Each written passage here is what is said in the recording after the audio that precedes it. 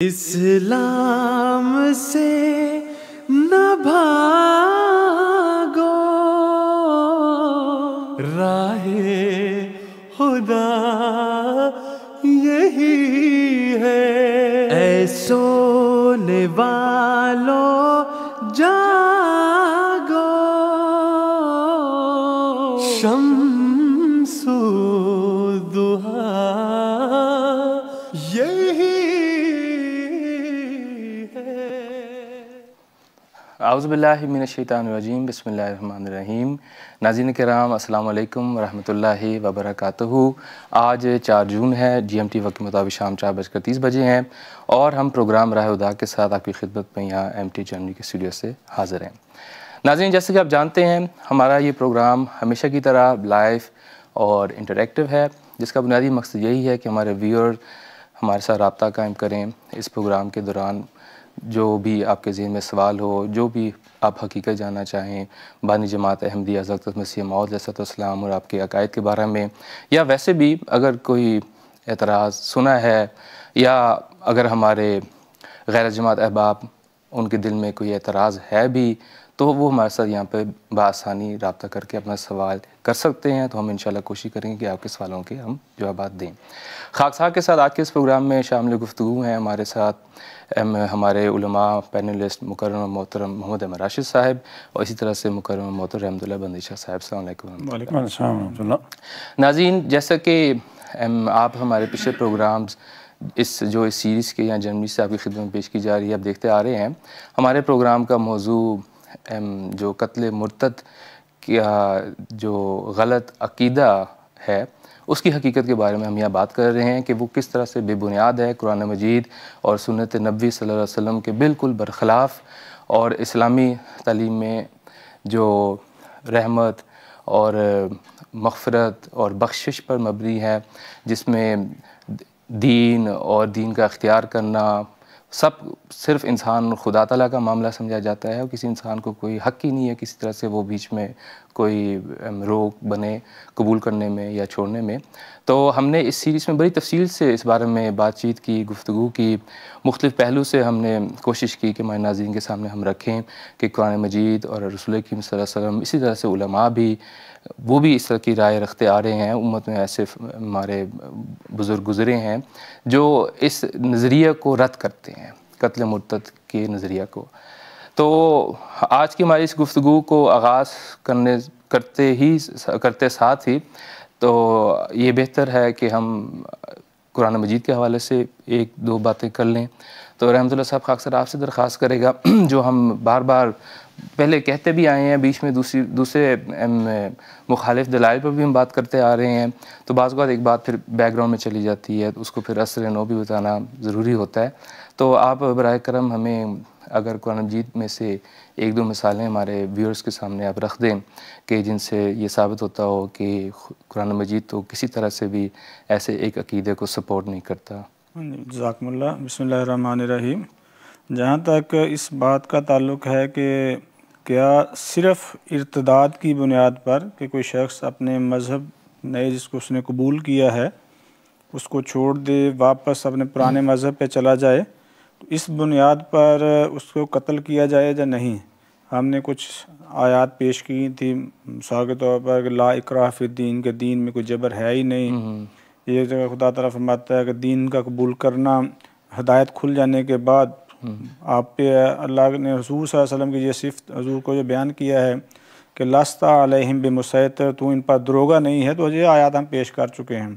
اسی تعلق سے ایک اور آیت میں پیش کرتا ہوں، سورۃ آل عمران میں آیت نمبر ہے 73۔ اللہ تعالیٰ فرماتا ہے، یہود کو ان کا تذکرہ ہے، وَقَالَتِ الْأَعْرَابُ آمَنَّا، یہود کا تذکرہ ہے، کہتے ہیں قالت طائفۃ من اہل الکتاب، اہل کتاب میں سے ایک گروہ کہتا ہے آمنوا بالذی انزل علی الذین آمنوا وجہ النہار، کہ جو کچھ مومنین پر اتارا جا رہا ہے دن کے وجہ نہار، دن کے ابتدائی حصے میں اس پر ایمان لے ہیں، وَاکْفُرُوا آخرہ، اور جب دن کا آخری حصہ ہو اس کا انکار کر دیں۔ وجہ کیا کہ ایک شروع میں ایمان لائیں بعد میں انکار کر دیں، کہتے लअल्लहुम यरजिऊन, ताकि वो जो ईमान ला चुके हैं वो भी मज़हब इस्लाम से वापस आ जाएं। ये जो जुमला है कि ईमान लाएं सुबह, शाम को वो इनकार करें, और इसकी वजह बयान ये की जा रही है कि ऐसा उनका ईमान इस्लाम में दाखिल होना, इस्लाम से निकल যারা প্রকৃতপক্ষে ঈমান এনেছে তারা যেন চিন্তা করুন যে ধর্মের ভিত্তিতে অনেকেই হত্যা করা হচ্ছে, যে নিহত হয়, যা মারা যায় তার পক্ষ থেকে আল্লাহ এটি বলতেই পারতেন না, অর্থাৎ তুমিও ধ্বংস হয়েছ তাই আমরাও কি ধ্বংস হব। আপনি এই রীতি কেন অবলম্বন করা হয়, মুরতাদকে হত্যা করার রীতি কেন অবলম্বন করা হয়, এই কথা মানুষ কেন বলে? কোরআন শরীফের পৃথক ব্যাখ্যা রয়েছে, অন্যত্র এই সম্পর্কে আলোচনা হয়েছে। এটিভাবে বোঝা যায় ইহুদিদের একটা বৈশিষ্ট্য আল্লাহ বর্ণনা করেছেন, তা হলো ইহুদি জীবিত থাকার জীবনের বিষয়ে খুব লোভী। প্রথমে নিজেদের জীবনের নিরাপত্তা তারা চায়, অন্য কাজ তারা পরে করে। তারা এতটা লোভী জীবিত থাকার বিষয়ে যে সহস্র বছরও যদি তাদের জীবন দেয়া হয় তাদের লোভের কোনো সমাপ্তি নেই।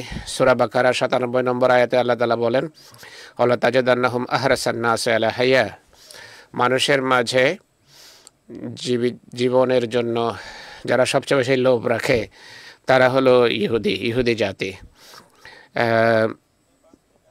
আমি এক কথা বলছিলাম, তারা ধর্মে প্রবেশ করবে, সকালে বেরিয়ে যাবে, এর পেছনে তাদের উদ্দেশ্য হলো যারা ইসলাম গ্রহণ করেছে তারা যেন ইসলাম থেকে ফিরে যায়। এটি কেবল তাদের আইডিওলজিক্যালি এটি বাসনা নয়, বরং তারা এমনটি করতো। কোরআনে উল্লেখ আছে সে কথা। মায়দাতে আল্লাহ বলেন, ওয়াইদা ও जब যে মুসলমানদের সম্বোধন করে আল্লাহ বলছেন, এরা যাওকুম তোমাদের কাছে যখন আসে বলে যে কালু আমান্না, আমরা ঈমান আনলাম, ঈমান আনার পর তারা অস্বীকার করে অর্থাৎ মুরতাদ হয়ে যায়। দাখালু বিল কুফরে, তারা কুফর নিয়ে ইসলামে প্রবেশ করে। ওয়াহুম কাদ খারাজু বিহি, আর সেই কুফর নিয়েই ইসলাম থেকে বেরিয়ে যায়। কার্যত কোনো ইহুদি এমন ছিল যারা ইসলাম গ্রহণ করছিল, আপাত দৃষ্টিতে মুসলমানদের দলে যোগ দিত, আবার ইসলামী শিক্ষা থেকে বেরিয়ে যেত। এর লাভ কি হবে? এর ফলে যারা মুসলমান হয়েছে ইহুদিদের মধ্য থেকে বা অন্যান্য জাতি থেকে, তারা এদের এই আচরণ দেখে ইসলাম ছেড়ে দেবে। অর্থাৎ তারা এই যুক্তি দিতে পারে যে আমরা মুসলমান হয়েছে, আমরা ইসলাম গ্রহণ করেছি, আমরা ইসলামে কিছুই পাইনি, ইসলামে এমন কোনো বিষয় ছিল না আমাদের বিষয়, আমরাও ইসলাম ছেড়ে দিচ্ছি, তোমরাও আমাদের সাথে বেরিয়ে যাও। বিভিন্ন তাফসিরে এই ধরনের কথাই লেখা আছে যে এটা তাদের ট্যাকটিক্স ছিল, চালাকি ছিল। তাফসির বাহরুল মুহিতে আবুল হায়ান সাহেব লিখেছেন, ইহুদি আলেমদের একটা দল ছিল, তাদের রীতি ছিল, তারা বলতো যে আমরা ইসলাম গ্রহণ করব, উদখুলু ফি দীনে মুহাম্মাদিন আউয়ালান নাহারে বিল লিসান, মৌখিকভাবে দিনের প্রথম প্রহরে ইসলাম গ্রহণ করো, দুনাল ইতিকাদ, অর্থাৎ আন্তরিকভাবে ঈমান এনো না, মৌখিক ঈমান এনো। ওয়াকফুরু ফি আখিরি নাহার, দিনের শেষ অংশে ইসলামকে অস্বীকার করো, ইসলাম ছেড়ে দাও। মানুষ জিজ্ঞেস করবে যে ইসলাম গ্রহণ করলেন, সন্ধ্যার সময় দিনের শেষে আবার ইসলাম ছেড়ে দিলেন, কারণ কি? তখন ইহুদিরা উত্তর দেবে, ইন্না নাজারনা ফি কুতুবিনা, আমরা মুসলমান হলাম, আমরা আমাদের গ্রন্থে পড়ে দেখলাম, ওয়া শাওয়ারনা উলামানা, আমরা বড় বড় আলেমদের সাথে পরামর্শ করেছি, ফাওয়াজাদনা মুহাম্মাদান লাইসা কাযালিক, আমরা মুহাম্মদ সাল্লাল্লাহু আলাইহি ওয়াসাল্লামকে যেভাবে বলা হয়েছিল তেমন পাইনি। ওয়াজাহারা লানা কিযবুহু ওয়া বুতলানুহু, নাউযুবিল্লাহ, মুহাম্মাদের মিথ্যা এবং প্রতারক হওয়া স্পষ্ট হয়ে গেছে আমাদের সামনে, তাই আমরা ইসলাম ছেড়ে দিয়েছি। এই হলো ইহুদি আলেমদের কথা। তাফসির বাহরুল মুহিতে লেখা আছে। এটি প্রাথমিক যুগের কথা, যখন মুসলমানদের কোনো শক্তি ছিল না। সূরা আলে ইমরান মদিনায় অবতীর্ণ হয়েছে। আমি প্রথম দিকে যে আয়াত উল্লেখ করলাম, কালা তায়েফাতুম মিন আহলিল কিতাবে আমিনু বিহি ওয়াজহান নাহার ওয়া কুফরু বিহি। ইমাম রাজি এর তাফসীরে লিখেছেন যে এই আয়াত যখন নজরান থেকে খ্রিস্টান প্রতিনিধি দল আসে এরপর অবতীর্ণ হয়েছে। অর্থাৎ মহানবী সাল্লাল্লাহু আলাইহি ওয়াসাল্লামের জীবনের শেষের দিকে এই আয়াত অবতীর্ণ হয়। মক্কা মদিনা থেকে যখন ইহুদি গোত্রগুলোকে বের করে দেওয়া হয়েছে, মুসলমানরা তখন তাদের হাতে কর্তৃত্ব ছিল। সেই সময় মুসলমানরা যদি হত্যা করত, প্রত্যেক মুরতাদকে যদি হত্যা করত, তাহলে যার মাথা খারাপ সে ছাড়া অন্যকে পরামর্শ দিতেই পারে না। এই আয়াত বলছে যে এমন মানুষ ছিল যারা ইসলাম গ্রহণের পর ইসলামকে অস্বীকার করছিল। মুফাসসিররা বলে যে এমন মানুষ ছিল, তারা কেমন আপত্তি করত তাও তারা উল্লেখ করেছেন, কিন্তু কোনো এক জায়গায় এটি উল্লেখ নেই যে এরা যারা মুরতাদ হয় তাদেরকে যেন হত্যা করা হয়। এটি কোথাও বলা হয়নি, এক জায়গায় কোনো তাফসীরে লেখা হয়নি। আমরা এই বিষয়টি পরে আরও আলোচনা করব। স্পষ্টভাবে প্রমাণিত যে এক বিরোধীর যুক্তি পড়ছিলাম, প্রমাণ পড়ছিলাম, মুরতাদকে হত্যা করার বিষয়ে তিনি জাস্টিফিকেশন তুলে ধরছিলেন। এটিকে বাধা দেওয়ার জন্য নাকি বলা হয়েছে যে কেউ মুরতাদ, ইহুদিরা মুসলমান হয়ে আবার মুরতাদ হচ্ছিল, সেটিকে বাধাগ্রস্ত করার জন্য নাকি হত্যা করার নির্দেশ দেওয়া হয়েছে। এটি একেবারে ভ্রান্ত কথা।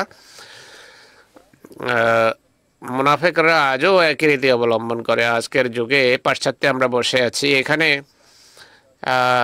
ইসলাম ক্রিটিকা নামে, অর্থাৎ ইসলামের সমালোচনাকারী অনেক বড় বড় লোক এখানে আছে, যারা ইসলাম ছেড়ে ইসলামকে নিয়ে সমালোচনা করছে। এখন এদেরকে অনেক বড় প্ল্যাটফর্মও প্রোভাইড করা হয়। আল্লাহ তাআলা বলছেন যে ইহুদিদের রীতি এটি ছিল পূর্ব থেকে। রহমতুল্লাহ সাহেব, অনেক ধন্যবাদ। এখন এ বিষয় নিয়ে আলোচনা আমরা এগিয়ে নিয়ে যাব। কিছু এমন দৃষ্টিভঙ্গি আছে যা বিরোধীরা উপস্থাপন করে। গত প্রোগ্রামে আমরা রাশেদ সাহেবকে বলেছিলাম যে বিশ্বাসের যারা সমর্থক বা প্রবক্তা, তারা আজও বলে যে মহানবীর যুগে মুসাইলামা কাযযাব ছিল, সে মুরতাদ হয়েছে। মহানবী তার বিরুদ্ধে সৈন্য পরিচালনা করেছেন। মুরতাদের বিরুদ্ধে মহানবীর পদক্ষেপ হিসাবে এটিকে উপস্থাপন করা হয়। এর বিস্তারিত উত্তর দেওয়া হয়েছে। দর্শকদেরকে বলবো যে আমাদের গত প্রোগ্রাম আপনারা ইউটিউবে দেখুন। আর এখন আমরা এটি এখানে পুনরাবৃত্তি করব না। মুসাইলামা কাযযাব ছাড়াও আসওয়াদ আনসির নামও রয়েছে। আসওয়াদ আনসিও নবী হওয়ার দাবি করেছে। মহানবীর যুগে সে মুসলমানও ছিল, সেখানেও তার বিরুদ্ধে সৈন্য পরিচালনা করা হয়েছে, ব্যবস্থা নেওয়া হয়েছে, তাকে হত্যাও করা হয়েছে। এটি একটি প্রমাণ তারা তুলে ধরে মুরতাদকে হত্যা করার বিষয়। এখন রাশেদ সাহেব বলুন, মুরতাদকে এই অর্থে তারা হত্যা করার পক্ষে যে ধর্ম ছেড়ে তাকে হত্যা করতে হয়। আসলে এরা সবাই লা তাকরাবুস সালাহ শিক্ষার উপর আমল করে, অর্থাৎ আনতুমুস সুকারা এই অংশ আর পড়ে না। যতজন মুরতাদকে হত্যা করার পক্ষে মতামত ব্যক্ত করে, যত মুরতাদ নিহত হয়েছে তাদের প্রত্যেকেই বিদ্রোহী ছিল। তারা রীতিমতো মুহারিব ছিল, মুসলমানদের বিরুদ্ধে যুদ্ধ করেছে। তারা উদাহরণ দিচ্ছে, যে ইসলামের ইতিহাস পড়েছে সে জানে যে হুদাইবিয়ার সময় যে চুক্তি হয়েছিল, সন্ধি হয়েছিল মুসলমান এবং মহানবীর মাঝে, কাফের এবং মহানবীর মাঝে, তার একটি গুরুত্বপূর্ণ শর্ত ছিল। শর্ত হলো মুসলমানদের কেউ যদি মুরতাদ হয়ে মক্কা যায়, মুশরিকদের কাছে যায়, তাকে ফেরত পাঠানো হবে না। মহানবী এটিকে মেনে নিয়েছেন। সাহাবীদের মাঝে যেমন হযরত ওমর আর অন্য কিছু সাহাবীতে খুবই দুঃখ ভারাক্রান্ত ছিলেন যে হচ্ছে এটা কি, কেমন শর্ত, নতজানু হয়ে শর্ত মানা হচ্ছে। একজন বলেন যে এটা কোরআনের আয়াতের বিরোধী। না, একজনও এই কথা বলেনি যে এটি কোরআনের আয়াতের বিরোধী। কোনো সাহাবী বলেনি যে এটি মানা কোরআনের আয়াতের বিরুদ্ধে যাবে, কোনো সাহাবী বলেননি।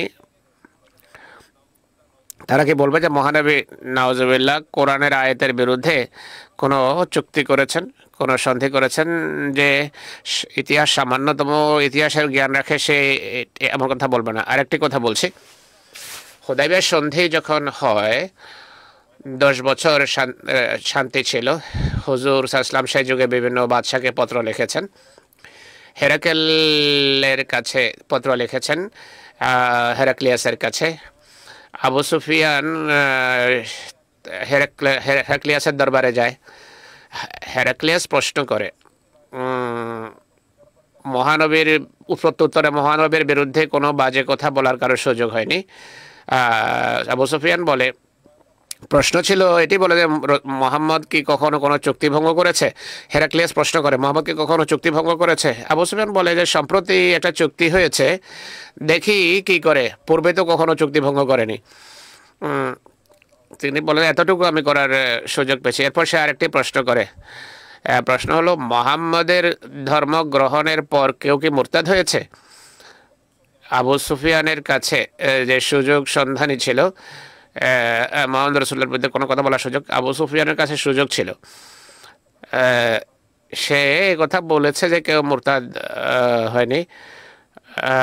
সে কিন্তু আপনি তো বাদশাহ, আমাদের সাহায্য করুন, আমাদের অনেক লোক সেখানে বসে আছে যারা আসলে মুরতাদ হতে চায়, কিন্তু মোহাম্মদ একটা রীতি নির্ধারণ করে রেখেছেন যে মুরতাদ হবে তাকে হত্যা করা হবে, তাই আমাদের সাহায্য করা হোক। তাই সবাই সেখানে ভিতরস্ত হচ্ছে, আমাদের সাহায্য করুন। আবু সুফিয়ানের কিছু না বলা প্রমাণ করে যে এমন কোনো বিষয় ছিল না, নতুবা সে অবশ্যই ব্যবহার করতো। আসাদ আনসির কথা বলি এখন। স্পষ্ট কথা যে সে মুসলমান হয়ে ইসলাম গ্রহণ করেছে। মহানবীর যুগে ইয়ামানের যে শাসক ছিল বিন বাজান রাদিয়াল্লাহু তাআলা আনহু, তখন শাসক ছিল ইয়ামানের। এই বান্দা অর্থাৎ আসাদ আনসি সেখানে এক নারাবাজি করে, ইয়ামান হলো ইয়ামানিদের। আজকালও অনেক জাতীয়তাবাদী এমন রয়েছে যারা এমন কথা বলে। আসাদ আনসি সশস্ত্র বিদ্রোহ করে সরকারের বিরুদ্ধে। তার 700 অশ্বারোহী ছিল।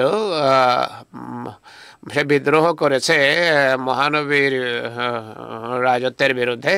মুসলমান শাসক যে ছিল বিন বাজান, মুসলমান শাসকের বিরুদ্ধে সে তাকে হত্যা করে। মহানবী এর বিরুদ্ধে তখন ব্যবস্থা নেন। এরপর আসাদ আনসিকে হত্যা করা হয়। এটা বড় প্রসিদ্ধ ঘটনা। এমন নয় যে সে শুধু ইসলাম ছাড়ার দাবি করেছে, বা বরং সে মহানবীর বিরুদ্ধে পদক্ষেপ নিয়েছে। সে বিদ্রোহ করেছে ইসলামী রাষ্ট্রের বিরুদ্ধে, শাসন ব্যবস্থার বিরুদ্ধে। রাষ্ট্রের মুসলমান শাসককে সে শহীদ করে এরপর তার বিরুদ্ধে ব্যবস্থা নেওয়া হয়। এই হলো সংক্ষিপ্ত কাহিনী। ইতিহাসের গ্রন্থে এগুলো লেখা আছে। এই যে বিস্তারিত বিবরণ, এরা আসলে লা তাকরাবু সালাতা পর্যন্ত পড়ে, আনতুম সুকারা অংশটার দ্বারা পড়ে না। অথচ সে ছিল ইসলামী রাষ্ট্রের বিরুদ্ধে, শাসন ব্যবস্থার বিরুদ্ধে অস্ত্র ধারণকারী। সে মুরতাদও ছিল, একই সাথে বিদ্রোহী ছিল। সুলাহ হুদাইবিয়ার ঘটনা আমি স্পষ্টভাবে উল্লেখ করলাম যে যে মদিনা থেকে ইসলাম ছেড়ে চলে যাবে, রাসূলুল্লাহ বলছেন আমি তাকে ফেরত পাঠাবো। যদি মুরতাদকে হত্যা করার কোনো শিক্ষা থাকতো তাহলে তাকে হত্যা করার কথা বলতেন রাসূলুল্লাহ, কিন্তু এমন কথা তিনি বলেননি। আপনি হুদাইবিয়ার যে কথা বলেছেন তা তো আছে, মক্কা বিজয়ের পরও এমন ঘটনা ঘটেছে। আমরা সেগুলো নিয়ে আলাপ করবো ইনশাল্লাহ পরবর্তীতে। আরিফুজ্জামান সাহেব আমাদের সাথে যোগাযোগের চেষ্টা করছেন, কিন্তু তার সাথে যোগাযোগ এখনো বহাল হয়নি। না, তিনি লাইনে আছেন বলা হচ্ছে। আরিফুজ্জামান, আসসালামু আলাইকুম। আরিফুজ্জামান সাহেব, আপনার প্রশ্ন কি তা বলুন।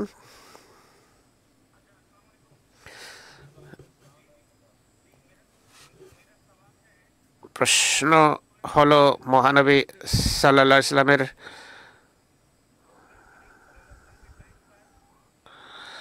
মহানবীর যুগে কোরআনের যে লেখক ছিল আবদুল্লাহ বিন সারা, সে কিভাবে মুরতাদ হলো, এর পটভূমি কি? কোন কোরআন শরীফের একটি আয়াত তার সাথে সম্পর্কযুক্ত, এটি উপস্থাপন করুন। এই রাশেদ আরিফুজ্জামান, অনেক ধন্যবাদ। রাশেদ সাহেবকে প্রশ্ন করছি যে ওয়াহির লেখক মুরতাদ হয়ে যায়, তার সাথে সম্পর্ক রাখে, এই বিষয়ের সাথে সম্পর্ক রাখে এটি।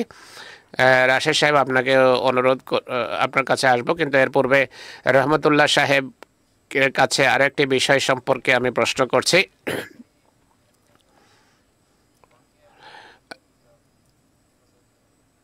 হযরত আমর বিন আস মিশরের শাসক হযরত ওমরকে লিখেছেন যে এক ব্যক্তি ইসলাম গ্রহণ করেছে, ফের আবার কাফের হয়ে যায়, আবার ইসলাম করে আবার কাফের হয়ে যায়, আর এটি সে বেশ কয়েকবার ঘটিয়েছে। হযরত ওমরকে জিজ্ঞেস করা হয় তার ইসলাম কি আমরা সেদের মুসলমান হলো এটিকে স্বীকৃতি দেব নাকি দেব না? হযরত ওমর বলেন, যতক্ষণ ইসলাম গ্রহণ করে, ইসলাম মানার কথা বলে, তার সামনে ইসলাম উপস্থাপন করে, যদি মানে তাহলে ঠিক আছে, নতুবা তাকে শিরচ্ছেদ করো। মুরতাদকে হত্যা করার পক্ষে যারা রয়েছে তারা এটি উপস্থাপন করে। ইসলাম গ্রহণ করেছে, কাফের হয়ে গেছে, ইসলাম গ্রহণ করেছে, আবার কাফের হয়ে গেছে, মনে হয় যেন হযরত আমর বিন আস জানতেনই না যে ইসলামের মুরতাদের শাস্তি হল মৃত্যুদণ্ড। তিনি কি জানতেন না? এক ব্যক্তি বারবার মুরতাদ হলো, এই সুযোগ তাকে কেন দেয়া হলো? হ্যাঁ, মক্কা বিজয়ের ঘটনা পর এক মহিলা চুরি করেছে, তার পক্ষে সুপারিশ করা যে হুজুর তাকে হত্যা করুন। সম্মানিত কোনো পরিবারের সদস্য হুজুর বলেন যে ইসলামী দণ্ডবিধি সম্পর্কে স্মরণ রাখবে, আমার কন্যাও যদি অপরাধ করতো তাকে আমি ক্ষমা করতাম না। মুরতাদ হওয়ার শাস্তি যদি মৃত্যুদণ্ড হয়ে থাকে, আমর বিন আসের উচিত ছিল তাকে তাৎক্ষণিকভাবে হত্যা করা। হযরত ওমরকে লেখা হলো, হযরত ওমরেরও বলা উচিত ছিল, হে আমার, তো আপনি ইসলামের স্পষ্ট শিক্ষার পরিপন্থী কাজ করছেন, এখনই যান আপনি আর তার শিরচ্ছেদ করুন। তিনিও বলেননি। হযরত ওমর তাকে বলেন তার সামনে ইসলাম উপস্থাপন করুন, ইসলামের তাবলীগ করুন, বারবার করুন। একজন শাসকের এসব বিষয়ে জানার কথা। হযরত ওমর খলিফায় রাশেদ ছিলেন, তার পত্র আসা উচিত ছিল যে আপনি ইসলামী শিক্ষা কেন বাস্তবায়ন করেননি, তাকে হত্যা করুন। এমন রওয়ায়েত বেশ কিছু আছে, এমন রওয়ায়েত অনেক আছে যাতে বিভিন্ন বিষয় বর্ণনা করা হয়েছে। কোরআনে স্পষ্ট শিক্ষা আছে যে যদি কোনো বিষয়ে মতভেদ থাকে তাহলে ফারুদ্দুহু ইলাল্লাহি ওয়া রাসূল, তা আল্লাহ এবং রসুলের শিক্ষার মাপকাঠিতে দেখো। আমি কিছু আয়াত উপস্থাপন করেছি, এ পূর্বেও পেশ করা হয়েছে। কোরআনে মুরতাদের শাস্তি কোথায়ও বর্ণনা করা হয়নি, উল্লেখ করা হয়নি। কিছু হাদিস আমরা উপস্থাপন করছি, হাদিসেও এমন কথা নেই। এমন রওয়ায়েত এবং এমন ঘটনার পটভূমি কি, হত্যা করার সংক্রান্ত যেগুলো আছে সেগুলোর পটভূমি কি? আসলে মিশরের এই ঘটনা এমন সময় ঘটেছে যখন যুদ্ধ হচ্ছিল, মুসলমানরা অন্য এলাকা দখল করছিল যুদ্ধের পর। এখন একটা সেনাবাহিনীর সাথে যুদ্ধ হয়, যুদ্ধের পর এলাকা বিজিত হয়। যুদ্ধ চলাকালে যদি একজন সৈন্য নিজের অবস্থান চেঞ্জ করে তাহলে তার জন্য শাস্তি নির্ধারিত আছে। দেশের কোনো সৈন্য যদি বিদ্রোহ করে, বিশ্বাসঘাতকতা করে, তার শাস্তি স্পষ্ট। এমনিতে সে যুদ্ধের আইন অনুসারে হত্যাযোগ্য, কিন্তু যদি তাকে ক্ষমা করা হয়, ইসলাম গ্রহণের পর তাকে ক্ষমা করে দেওয়া হয়েছে, সে যদি আবার বিদ্রোহ করে তার শাস্তি হওয়া উচিত। এই সমস্ত আপত্তি আজ প্রথমবার করা হচ্ছে না, পূর্বেও করা হয়েছে। একটি রেফারেন্স তুলে ধরছি। জামাতের এক বিরোধী মৌলভী সানাউল্লাহ অমৃতসরী আমাদের সাথে যখন কথা বলে, এরা অন্যভাবে কথা বলে, আর একই আপত্তি অন্য কেউ করলে সেখানে তাদের আচরণ ভিন্ন হয়ে থাকে। সে যুগে এক মুসলমান খ্রিস্টান হয়ে যায়, আবার মুসলমান হয়, আবার খ্রিস্টান হয়ে যায়। মানুষ ফতোয়া দেয়। তখন সানাউল্লাহ একটি পুস্তিকা লিখেছে, পুস্তিকার নাম হলো ইসলাম এবং খ্রিস্ট ধর্ম। পাদ্রি বরকতুল্লাহর বইয়ের উত্তরে লিখেছে, একটা আপত্তি হলো পাদ্রি সাহেব ইসলামে মুরতাদের শাস্তি মৃত্যুদণ্ড, এটি একটি অনেক বড় অন্যায়। এর উত্তরে সানাউল্লাহ একটা বই লিখেছে, বইয়ের কয়েকটি শব্দ আমি শোনাবো। সে লেখে যে ইসলামের যে পজিশন সেটি বুঝতে হবে। তার শব্দ শুনুন, ইসলামের শিক্ষার দুটো অংশ আছে, একটি হলো তাআব্বুদি অর্থাৎ ইবাদতের সাথে সম্পর্কযুক্ত, দ্বিতীয় একটি রাজনৈতিক। তাআব্বুদ অংশ হলো রোজা, নামাজ, ইসলামী দণ্ডবিধি, হজ, যাকাত, এটি হলো ইবাদতের সাথে সম্পর্কযুক্ত নৈতিক গুণাবলী, এগুলোর আল্লাহর পক্ষ থেকে মানুষ পুরস্কার পাবে। দ্বিতীয় অংশটি হলো রাজনৈতিক, যাতে রাষ্ট্র পরিচালনার নিয়ম কানুন উল্লেখ করা হয়। রাজনৈতিক ধর্ম হিসাবে ইসলামকে যুদ্ধ করতে হয়, যাতে এ বিষয়ে খেয়াল রাখা হয় যে কোনো ব্যক্তি যুদ্ধের অবস্থায় যদি যেন মুসলমানের জামাত থেকে বেরিয়ে না যায়। এই অবস্থায় মুসলমানদের জামাত থেকে বেরিয়ে যাওয়া এই কথার প্রমাণ বহন করে যে শত্রুর হাতে হাত রেখেছে। যুদ্ধের আইনের অধীনে এমন ব্যক্তি হত্যাযোগ্য। এটি বলছে না যে মোরতাদ হওয়ার কারণে হত্যাযোগ্য, বরং যুদ্ধের সময় যদি বিশ্বাসঘাতকতা করে তাহলে সে মৃত্যুদণ্ডের যোগ্য। এরপর আরও একটি হাদিস তিনি উপস্থাপন করছেন, বুখারীর হাদিস, এটি অনেক উন্নত পর্যায়ের হাদিস। হাদিসের শব্দ হলো আল মারিকু লিদীনিহি আত তারিকু লিল জামা। এর অর্থ হলো তারাকাদ দীন আল ইসলাম ওয়া খারাজা আন জামাতিল মুসলিমিন আল মুজাহিদিন ফাকতুলুহু। অনুবাদ করুন, এক ব্যক্তি যে ইসলাম গ্রহণ করে এরপর ইসলাম ছেড়ে দিয়েছে, মুসলমানদের জামাত থেকে বিচ্ছিন্ন হয়ে অর্থাৎ যুদ্ধের মুজাহিদ হিসেবে দল ছেড়ে দিয়েছে, এমন ব্যক্তি হত্যাযোগ্য। তো যুদ্ধের পটভূমিতে কথা হচ্ছে। এরপর সারাংশ তিনি নিজেই সারাংশ তুলে ধরছেন সানাউল্লাহ। এই ধরনের হাদিসকে কোরআনের সামনে রেখে দেখলে পরিষ্কারভাবে বোঝা যায় যে শুধু মুরতাদ হওয়ার কারণে হত্যা করা যাবে না। মুরতাদের শাস্তি তখন মৃত্যুদণ্ড হবে যখন এক ব্যক্তি মুসলমানদের ক্ষতি করার জন্য শত্রুর সাথে গিয়ে মিলিত হয়। আজকে সেনাবাহিনীর রীতি অনুসারে এমন লোকদেরকে হত্যা করা হয়। অতএব বিতর্কিত হাদিসে যুদ্ধের আইনের কথা উল্লেখ করা হয়েছে, যা আজও পৃথিবীর সব জায়গায় স্বীকৃত, গৃহীত। এখানে ইরতিদাদ বলতে শুধু ধর্ম ছেড়ে দেয়া নয়, বরং সে আল্লাহ এবং রসুলের সাথে যারা যুদ্ধ করছে তাদের দলে গিয়ে যোগ দেয়। এই কারণে তার শাস্তি হলো মৃত্যুদণ্ড। এই দৃষ্টিভঙ্গি আমরা বিগত অনুষ্ঠানেও তুলে ধরেছি। আলেমেরাও এমন দৃষ্টিভঙ্গি রাখতেন, কিন্তু এরা কেন ভ্রান্ত দৃষ্টিভঙ্গি আজকে প্রচার করে এই সম্পর্কে ইনশাল্লাহ কথা হবে। আমি দেখছি যে আল্লাহর ফজলে দর্শকদের প্রশ্ন আসছে, আর তাদের দিকে যাওয়ার চেষ্টা করবো। আরিফুজ্জামান সাহেবের প্রশ্ন, আব্দুল্লাহ বিন আবি সারহ সম্পর্কে জানতে চায়। আব্দুল্লাহ সে মুরতাদ হয়ে গিয়েছিল, ঘটনা কি, এর বিস্তারিত বিবরণ কি, তার সাথে কি করা হয়েছে, এর উত্তর দিন।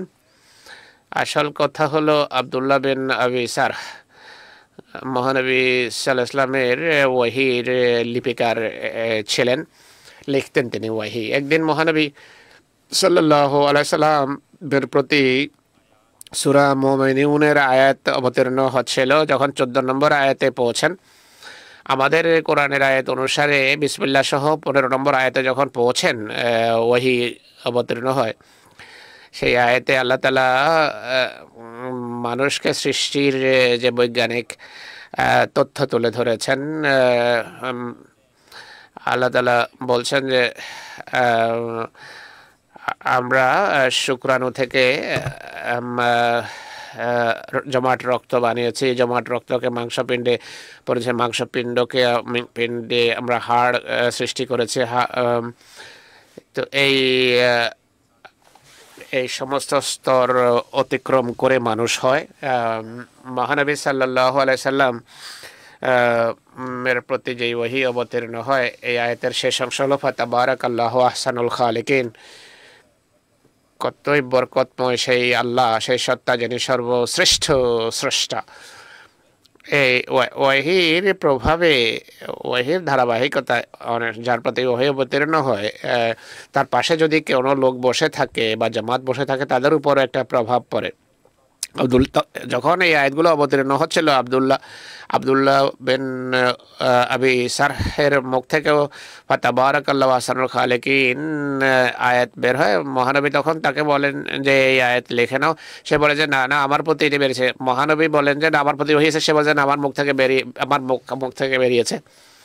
সেই ব্যক্তি তখন মনে করে যে মহানবী শুনে শুনে ওহী হিসাবে তা লেখায়। এই কথা বলে আব্দুল্লাহ বিন আবি সার মুরতাদ হয়ে যায় এবং মক্কা চলে যায়। সেখানে গিয়ে মুশরিকদের দলে যোগ দেয়, মুসলমানদের বিরুদ্ধে ষড়যন্ত্র করে, মুসলমানদেরকে প্ররোচিত করে। এরপর মক্কা বিজয়ের দিন আসে। মহানবী গণক্ষমার ঘোষণা দেন, কিন্তু লোক সম্পর্কে তিনি বলেন যে খানা কাবার গেলাপও যদি আবৃত থাকে, তাদেরকে ক্ষমা করা হবে না।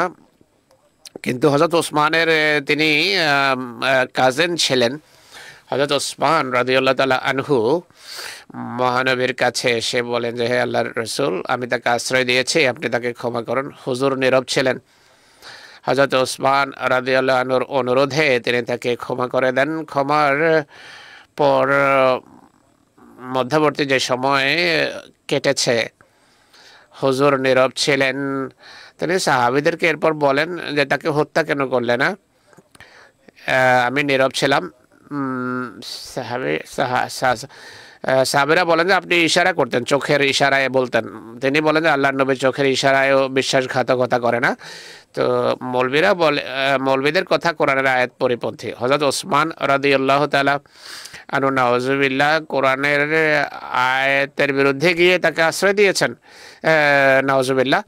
দ্বিতীয় কথা হলো, মহানবী যিনি ইসলামী দণ্ডবিধি সম্পর্কে খুবই সংবেদনশীল ছিলেন, যিনি বলেন যে আমার মেয়েও যদি চুরি করে আমি তাকে শাস্তি দেব, আল্লাহর নির্ধারিত সীমারেখা লঙ্ঘন করতে দেব না। তো মহানবী কি কোরআনের স্পষ্ট আয়াতের বিরুদ্ধে গিয়ে ক্ষমা করলেন তাকে? সাহাবী যারা প্রতিদিন যদি দেখতেন যে প্রত্যেক মুরতাদকে হত্যা করা হচ্ছে, তারা কি কথা ওঠাতেন না? তো মহানবী তাকে ক্ষমা করা, হযরত ওসমানের সুপারিশ নিয়ে যাওয়া, এটি থেকে বোঝা যায় এটি রাজনৈতিক অপরাধ ছিল, যে কারণে শাস্তিযোগ্য ছিল। যুদ্ধের আইনের অধীনে সে যুদ্ধাপরাধ করেছিল। মহানবী রাষ্ট্রপ্রধান ছিলেন, তার ক্ষমা করার অধিকার ছিল। তিনি সেই অধিকার বলে তাকে ক্ষমা করেছেন। হযরত ওসমানের অনুরোধ গ্রহণ করেন। নতুবা এটি যদি কোরআনে শিক্ষা হতো, যদি স্পষ্ট নির্দেশ থাকতো যে মুরতাদকে হত্যা করতে হবে, তাহলে রাসূলুল্লাহ অবশ্যই সেই নির্দেশ বাস্তবায়ন করতেন। রাসূলুল্লাহ আশ্রয় দিতেন না এমনটি হলে, আর ক্ষমাও করতেন না। এটি আরও একটি দৃষ্টান্ত মহানবীর জীবনের। হুদাইবিয়ার কথা বললাম, এরপর মক্কা বিজয় সংক্রান্ত কথা আসলো। আবু সুফিয়ানের কায়সারের কাছে যাওয়া, আরও অনেক এমন দৃষ্টান্ত আছে। গত অনুষ্ঠানগুলোতেও আমরা মহানবীর বরাতে এই সম্পর্কে কথা বলেছি। আমি এদিকে দৃষ্টি আকর্ষণ করব যে যারা আগ্রহ রাখে তারা ইউটিউবে গিয়ে আমাদের সাবেক প্রোগ্রামগুলো শুনতে পারে। মুরতাদ এর মৃত্যুদণ্ড যে হত্যা, এটি নিয়ে আলোচনা করছি। দর্শকদের সামনে আমরা এই বিষয়গুলো বারবার তুলে ধরছি। তাদের সব প্রশ্নের আমরা এখানে উত্তর দিচ্ছি। 4-5টি প্রশ্ন এসেছে, যতটা সম্ভব হয়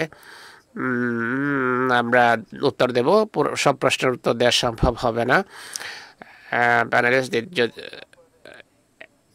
একটা প্রশ্ন হলো, রহমতুল্লাহ সাহেব আপনি উত্তর দেন। তিনি জানতে চাচ্ছেন গায়ের আহমদিরা খাতমে নবুয়তের অর্থ করে মহানবী শেষ নবী, আর ঈসা আলাইহিস সালামকে সশরীরে আকাশে জীবিত হিসেবে বিশ্বাস করে, আর আকাশ থেকে নাজেল হবেন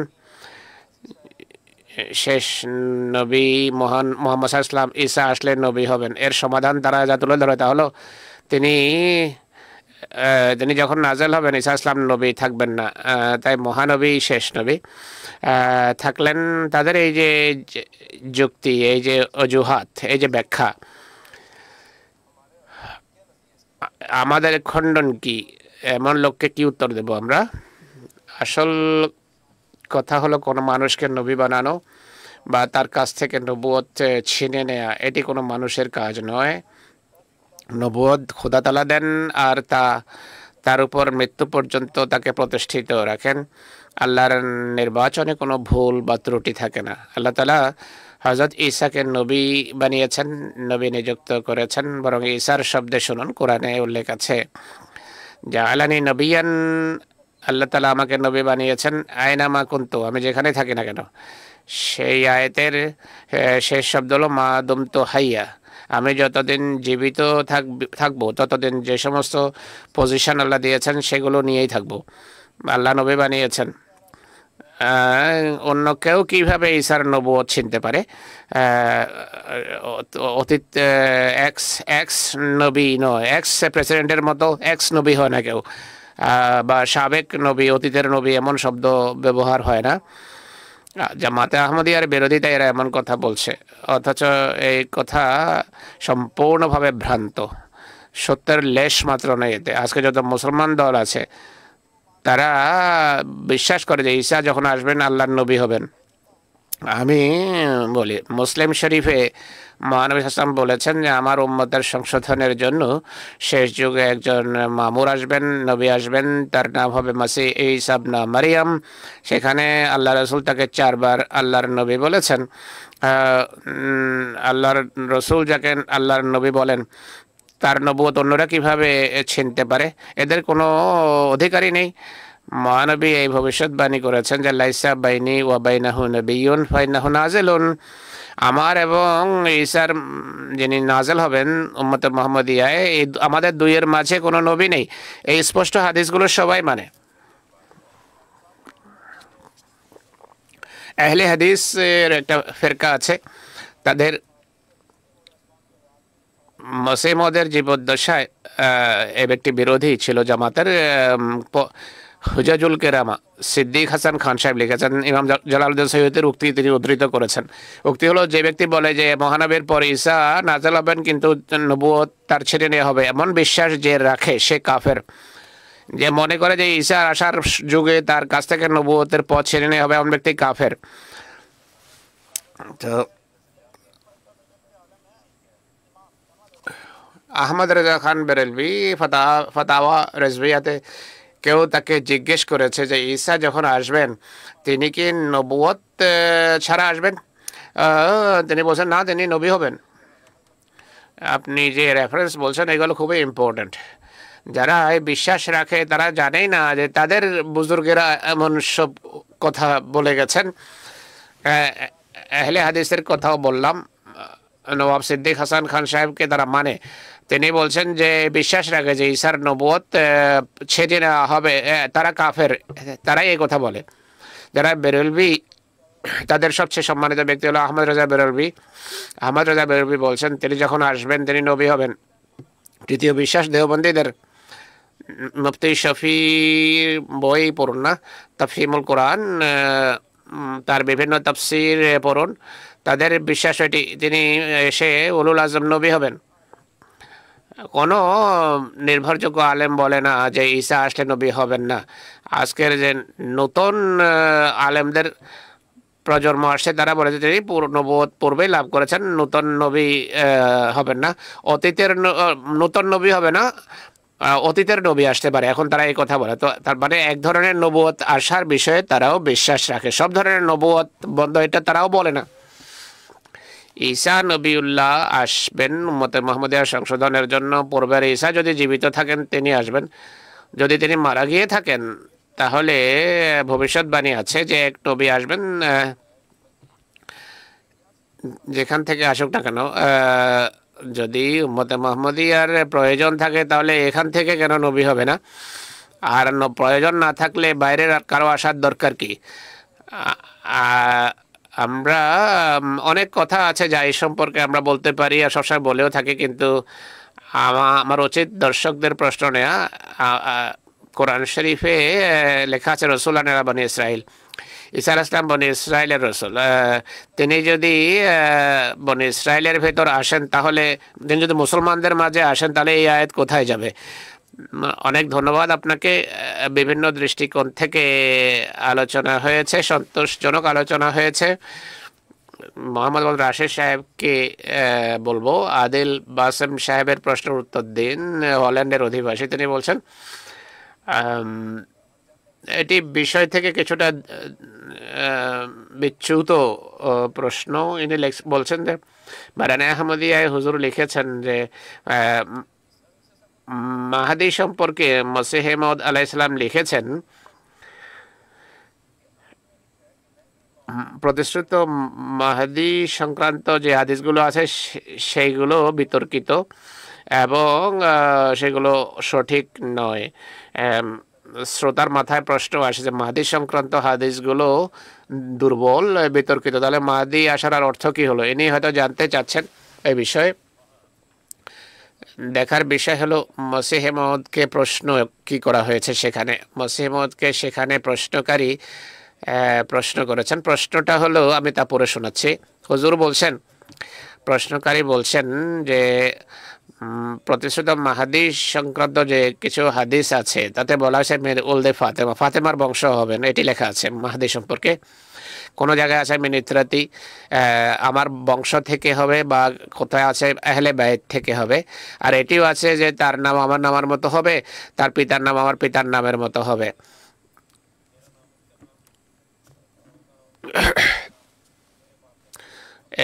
এই প্রশ্নগুলো করা হয়েছে মসিহ মউদকে। প্রশ্নকারী এখন বলছেন এইগুলোর ব্যাখ্যা কি তা তুলে ধরুন। প্রশ্নকারী এই প্রশ্ন করেছেন। কেউ বলেছে ফাতেমার বংশ হবে, কেউ বলে আব্বাসের বংশ হবে, অনেক রওয়ায়েত রয়েছে। কেউ বলে হাসানের আওলাদ থেকে হবে, কেউ বলে যে হোসাইনের আওলাদ থেকে আসবেন তিনি, বিভিন্ন রওয়ায়েত রয়েছে। এটি ছিল প্রশ্ন। মসিহ মউদের উত্তরে বলেন, আমি এই দাবি করছি না যে আমি সেই মাহদি যে ফাতেমার বংশধর বা তার আওলাদ থেকে ফাতেমার, আমি এই দাবি করছি না যে আমি ফাতেমার আওলাদ, বরং আমার দাবি হলো প্রতিশ্রুত মসিহ হওয়ার। আর মসিহ মউদের সম্পর্কে কোথাও এমন উক্তি নেই যে তিনি ফাতেমার বংশ হবেন। হ্যাঁ, তবে সব মুহাদ্দিস বলে, আমিও একই কথা বলি যে প্রতিশ্রুত মাহাদি সংক্রান্ত যত হাদিস আছে প্রত্যেকটি বিতর্কিত এবং দুর্বল, এগুলোর একটি সঠিক নয়। আর এই হাদিসে যত মিথ্যার অনুপ্রবেশ ঘটানো হয়েছে অন্য কোনো হাদিসে এমনটি হয়নি। হুজুর এখন এর কারণ উল্লেখ করছেন। হুজুর বলছেন যে আব্বাসি বাদশাদের যুগে খলিফাদের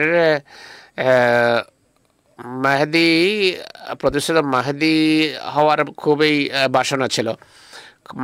মাহদি হওয়ার খুব স্বপ্ন দেখতেন তারা, যে আমরা সেই মাহদি যার কথা রাসূলুল্লাহ বলেছেন। আব্বাসি বংশের বাদশাদেরকে বিশেষ করে বড় তারা আগ্রহ রাখতেন যে আমরাই সেই মাহদি হব যাদের কথা রাসূলুল্লাহ বলে গেছেন। এই দৃষ্টিকোণ থেকে কোনো হাদিসে কোনো মাহাদিকে বনি আব্বাস আখ্যা দেয়া হয়েছে, কোনো জায়গায় বনু ফাতেমা আখ্যা দিয়েছে, আর কোনো হাদিসে এটিও লেখা আছে যে রাজুলুম মিন উম্মতি, আমার উম্মতের এক ব্যক্তি আখ্যা দেয়া হয়েছে তাকে। কিন্তু সত্যিকার অর্থে এইসব হাদিস নির্ভরযোগ্য নয়, এই হাদিসগুলো নির্ভরযোগ্য নয়। এটি শুধু আমার মসিহ ইসলাম বলছেন যে এই উক্তি বা এই কথাটি কেবল আমার কথা নয়, বরং বড় বড় আহলে সুন্নাত আলেম এটি বলেন, ইবনে খালদুনে এই কথাই লেখা আছে যে এই উক্তিগুলো বিতর্কিত, এই হাদিসগুলো দুর্বল। আর এইসব হাদিসের বিপরীতে একটা সঠিক হাদিস আছে যা ইবনে মাজা লিখেছেন। এখন সঠিক হাদিসও তিনি তুলে ধরছেন। সে হাদিসটি হলো লাল লাল মাহদি ইল্লা ঈসা, ঈসা ছাড়া কোনো মাহদি নেই। এটি বেশি নির্ভরযোগ্য হাদিস। অন্য কোনো মাহদি নেই, শুধু ঈসাই মাহদি যিনি আসবেন। আমি কথা প্রসঙ্গে এটি বলতে চাই যে অনেকেই এই যুগে মাহদি হওয়ার দাবি করেন। তারা মাহদি হওয়ার যে দাবি করে এটি তাদের মিথ্যাবাদী হওয়ার প্রমাণ। কেন তারা সবাই মানে মাহদি আসবে, ঈসাও আসবেন। সবাই মরে গেছে কিন্তু ঈসা আসেনি। মসিহে মওদ একমাত্র ব্যক্তি যিনি বলেন যে আমি মসিহ, আমি মাহদি। এটি এমন একটি দাবি যা অন্য কেউ করতে পারেনি।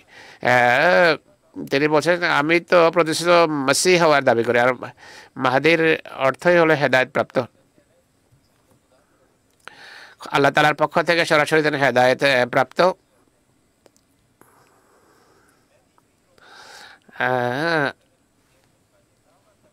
মসিহ অন্যদের মাহদি হওয়ার দাবি করাই তাদের মিথ্যাবাদী হওয়ার প্রমাণ। কেননা তাদের সবার বিশ্বাস হলো ঈসা আকাশে আছেন, তিনি আসবেন। হযরত ঈসা আসেনি, তারা মরে গেছে, চলে গেছে। কিন্তু মসিহ মওদ মাহদি এবং মসিহ হওয়ার দাবি করেছেন। আরেকজন প্রশ্নকারী আছেন, তিনি বাহাউল্লাহ সম্পর্কে প্রশ্ন করছেন। তিনি বলছেন ইরানে বাহাউল্লাহকে হত্যা করা হয়েছে।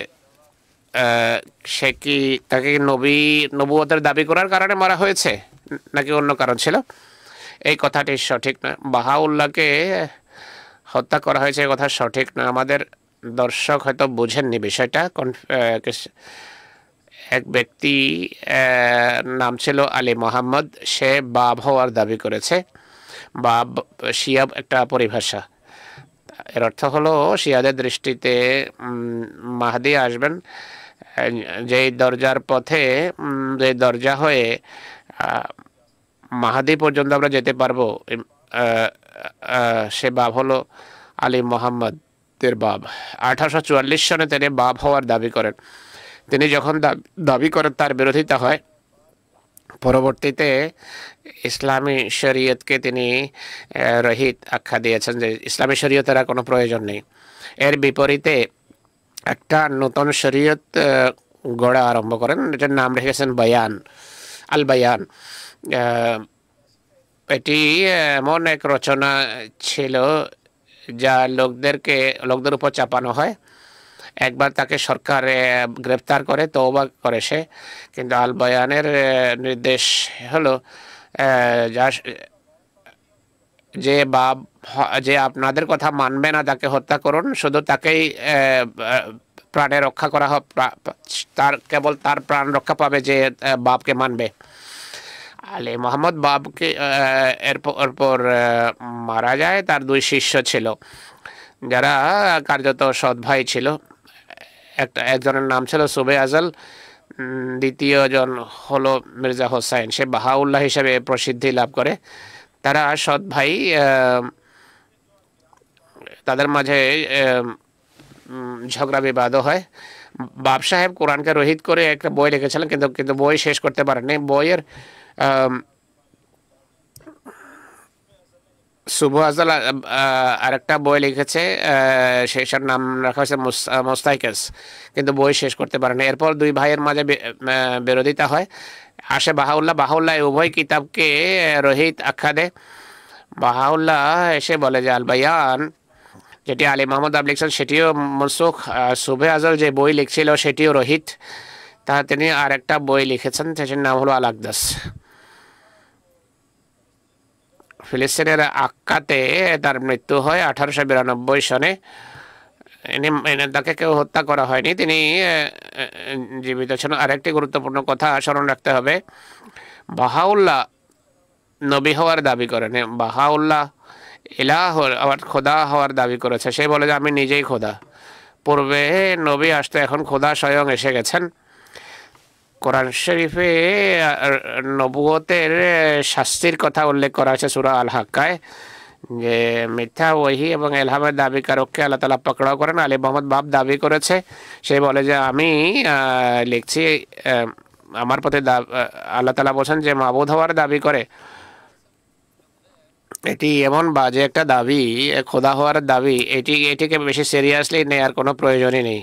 এর ফলে কোনো আশঙ্কা সৃষ্টি হয় না মানুষকে বিভ্রান্ত হওয়ার। অপরদিকে যে নবী হওয়ার দাবি করে যে আমাকে আল্লাহ পাঠিয়েছে, সেখানে মানুষের বিভ্রান্ত হওয়ার আশঙ্কা থাকে। কার্যত কিছুই করে দেখাতে পারেনি। রহমতুল্লাহ সাহেব, অনেক ধন্যবাদ, আপনি ভালো চিত্র অঙ্কন করেছেন বাহাউল্লাহ সংক্রান্ত। আরেকটি প্রশ্ন আছে ইমরান কায়সার সাহেবের, জার্মানি থেকে প্রশ্ন করছেন রাশেদ সাহেব। প্রশ্ন হলো, হযরত মসিহ মউদের শিক্ষা এবং কোরআন থেকে বোঝা যায় হযরত আদমের মাধ্যমে শরীয়তের এক ধারা সূচিত হয়েছে। হযরত মসিহ মাউদ বলছেন ৭,০০০-এর একটা চক্র হয়ে থাকে, একটা সাইকেল হয়ে থাকে মানব প্রজন্মের। আর মহানবী সেই চক্রের শেষ ভাগে এসেছেন, তিনি খাতামান নবিয়্যিন, তিনি কামেল কিতাব নিয়ে এসেছেন। প্রশ্ন হলো, এই ৭,০০০-এর এই যে সাইকেল বা চক্রের যখন সমাপ্তি ঘটবে, তিনি এরপর কি হবে তাও জানতে চাচ্ছেন, যে এই যুগের পর কি হবে। আর এরপর নতুন যুগের সূচনা হবে, নতুন কোনো শরীয়ত আরম্ভ হবে, কোরআনের কি হবে। এই যে দৃষ্টিভঙ্গি, এমন ধ্যান ধারণা, এই সংক্রান্ত প্রশ্ন। আসল কথা হলো মুস্তাকবেল সম্পর্কে সাধারণ স্পষ্ট নীতি হলো, মুস্তাকবেল সম্পর্কে কোনো ইজমা হয় না যে এভাবেই হবে। মুহাম্মদ ইসলাম বলেছেন মুস্তাকবেল সম্পর্কে যে যাই বলা হয়, যে ভবিষ্যৎবাণী যা করা হয়, এটি একটা অন্তঃসত্ত্বা নারীর মতো। কেউ বলতে পারবে যে পেটে কি আছে, এই কথা বলতে পারবে না যে জন্মগ্রহণ করলে তার যোগ্যতা এটি হবে, তার ক্যাপাসিটি এটি হবে, এই বাচ্চার ভিতরে সমস্ত গুণাবলী আছে, সে বাচ্চা পঙ্গু হবে কিনা। বিশেষ জ্ঞানের মাধ্যমে অবশ্য সেটি জানা যায়। মুস্তাকবেল সংক্রান্ত যেসব ভবিষ্যৎবাণী আছে, মসিহ মাউদ বলেন যে অন্তঃসত্ত্বা নারীর মতোই হয়ে থাকে। এই বিষয়ে হযরত মসিহ মাউদ যা বলেছেন, শুধু দুটো রেফারেন্স তুলে ধরব। হুজুর বলছেন যে খোদার কসম, আল্লাহর নামে শপথ করে বলছি, তিনি কিয়ামতের সময় সম্পর্কে আমাদের কিছুই বলেননি। হ্যাঁ, সেই সহস্রের সংবাদ দিয়েছেন যখন কিয়ামত হবে।